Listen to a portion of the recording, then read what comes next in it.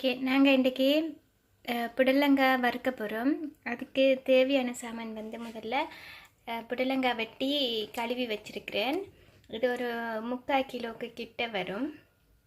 அதுக்கு தேவையான மற்ற பொருட்கள் வந்து வெங்காயம் வெட்டி வச்சுருக்கேன். எங்கால வந்து செத்தல் மிளகா, அதாவது காஞ்ச மிளகா 2 கழுவி வச்சுருக்கேன்.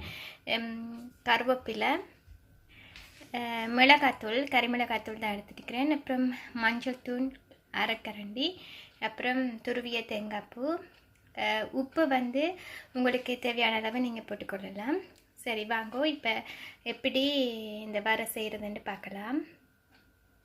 முதல்ல வந்து அடுப்பை ஆன் பண்ணிக்கொள்கிறேன்.